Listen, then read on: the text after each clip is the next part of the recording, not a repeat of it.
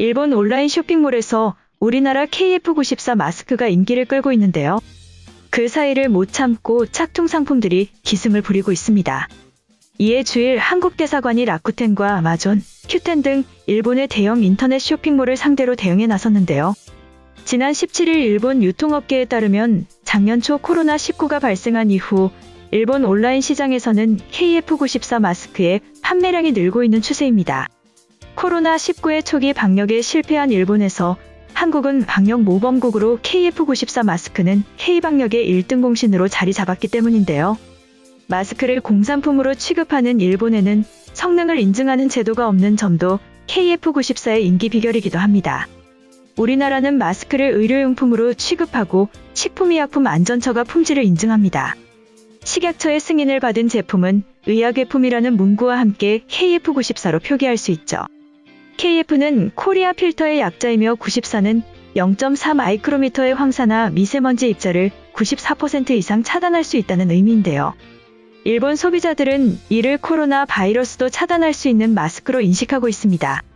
코나 입이 마스크의 표면과 직접 닿는 것을 최소화한 한국산 특유의 3단 디자인은 입체형으로 특별 취급되는데요.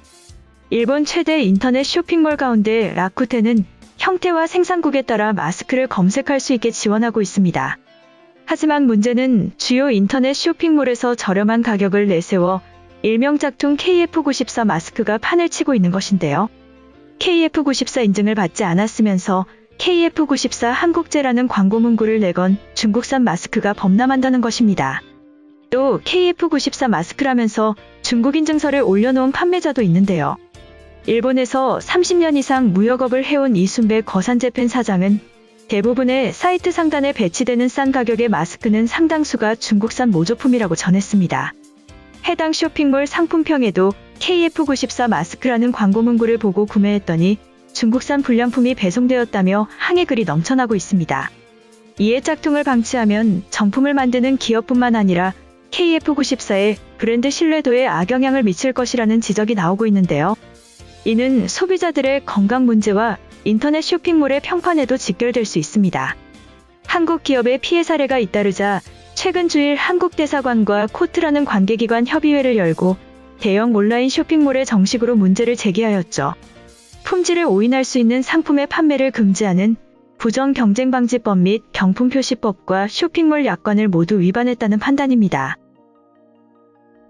온라인 쇼핑몰도 한국 대사관의 문제 제기를 받아들여 일부 모조품 판매를 금지했는데요. 하지만 국내 업체들은 언제든 또 다른 짝퉁 업체가 나올 수 있다고 우려하고 있습니다. 신준호 주일 한국 대사관 특허관은 모조품이 KF94 마스크로 둔갑하지 않도록 지속적으로 모니터링을 할 것이라 밝혔죠.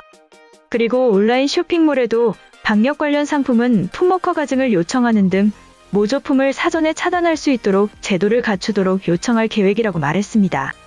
마크 모브레이 라쿠텐 글로벌 홍보 담당자는 앞으로 한국 대사관과 협의하면서 적절히 대응해 나갈 것이라고 전했지만 우리 모두의 지속적인 관심이 필요할 것으로 보입니다. 한편 이번 영국에서 진행된 세계 주요 7개국 G7 정상회의에서 한국의 방역 성과는 다시 한번 주목받았는데요. 최근 공개된 사진에는 보리스 존슨 영국 총리와 조 바이든 미 대통령이 문재인 대통령을 가리키며 세계 방역 넘버원이라고 칭찬하고 있는 모습이 포착되며 K방역의 성과의 세간의 이목이 주목받았는데요. 이러한 가운데 영국에서 한국이 방역 부문에서 세계 1위를 기록하였다는 소식이 전해졌습니다. 한국이 코로나19 백신 접종에서 인구수 대비 세계에서 하루 동안 제일 많이 백신을 맞는 것으로 나타났죠. 세계 백신 접종 상황을 모니터하고 있는 영국 옥스퍼드대 통계에 따르면 지난 17일까지 일주일 동안 실시된 백신 접종은 하루 평균치를 인구수로 나눴을 때 1.37%를 기록했는데요.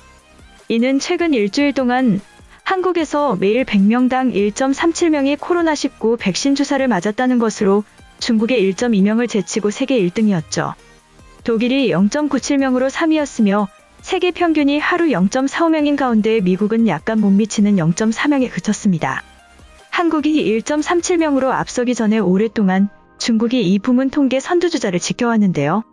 물론 해당 국가의 전인구수 대비율이 아닌 주사를 맞은 사람 절대 규모에서는 중국을 따라잡기는 어렵습니다. 하지만 통계 작성에 옥스퍼드대가 채택한 한국 인구수는 5,127만 명으로 이에 1.37%는 70만 3,358명인데요. 즉 하루 이 정도의 한국인이 1차 내지 2차 코로나19 백신 주사를 최근 일주일에 맞고 있다는 것입니다. 한편 G7 정상회의에서 보여줬던 달라진 한국의 위상을 다른 세계 회의에서도 한국이 보여주었다는 소식이 전해졌는데요. 문재인 대통령이 한국 역대 대통령 최초로 국제노동기구 ILO 총회 정상회담에서 기조연설을 발표하였죠. 문재인 대통령은 17일 백신이 보급되며 세계 경제가 회복되고 있지만 노동시장의 어려움은 상당 기간 이어질지 모른다며 일자리 보호에 힘을 쏟아야 한다고 강조하였습니다. 한국 대통령의 총회 참석은 1991년 한국의 ILO 가입 후 처음 있는 일인데요. 문 대통령은 감염병으로 전일제 일자리가 2억 5천만 개 이상 사라졌다. 세계 금융위기 때보다 몇 배 큰 타격이다.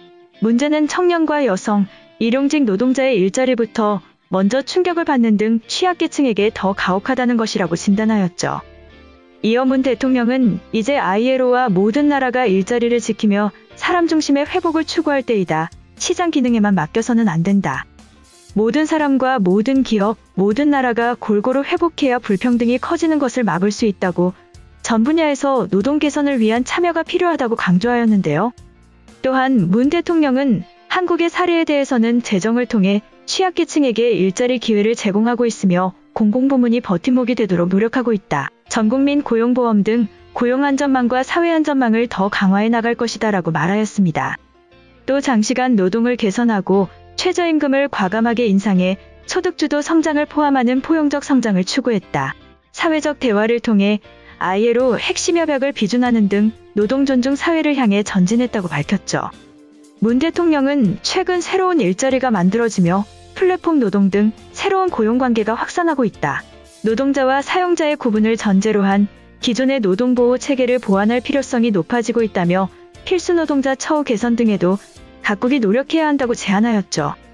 이번 총회는 코로나 팬데믹으로 인해 2년 만에 화상으로 진행되었는데요. 187개 회원국 정부 및 노사단체 대표가 참여한 이번 총회에서는 코로나로부터의 인간중심적 회복을 위한 정책적 지침 및 전 세계적 행동 요청 결의안이 채택될 예정입니다.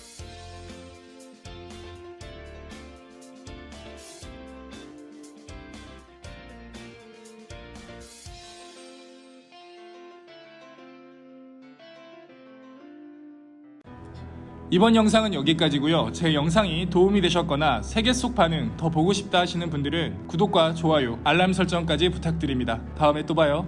안녕.